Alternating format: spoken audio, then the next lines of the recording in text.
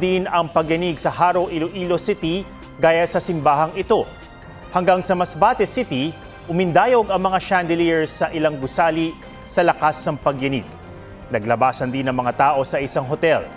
Ayon sa PHIVOX, magnitude 6.7 ang inisyal na lakas ng unang lindol na ang epicenter ay sa dagat sa silangan ng Bogo City pag-aalas 10 ng gabi.